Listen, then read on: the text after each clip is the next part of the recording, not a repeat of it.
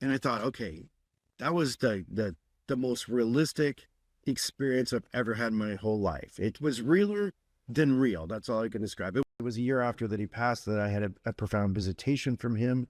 And, even though I had this visitation where I saw him, the light, and he gave me a message, and I thought, with my father coming, I was like, first thing he showed up in was like a long white robe. And I'm like, what the hell are you wearing, Dad? Like, why would you be, he would never be caught dead wearing this, literally.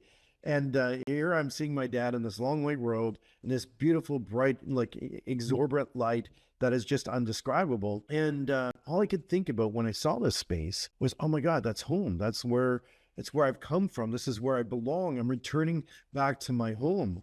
And I kept trying to walk past my father into the light. And he said, no, no, Shawn, you can't come here. I said, well, I just want to go check it out for like a few minutes. And he's like, no, and I was lying because I knew if I could get literally my little spiritual arse in there, you were never getting it back out because you'd have to pull me out there fighting because I just like, as great as life was, other than losing my father, I would have left. I would have left in a second and not thought again about the life that I had been living.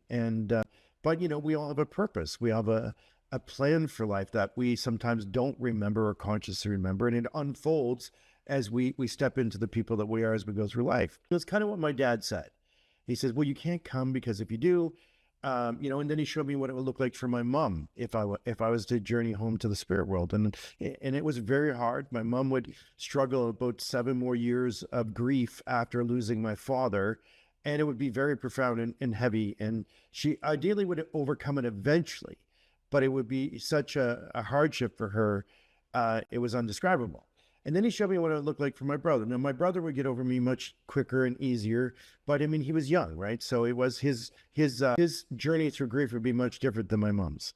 But even though my dad showed me that, and I saw the light, and I thought, well, I still want to go because even if she suffers 7 years, she's going to be home with us one day anyway. Like she can only suffer so long, and then even if she dies, I mean, what's the worst case scenario? She comes home with us.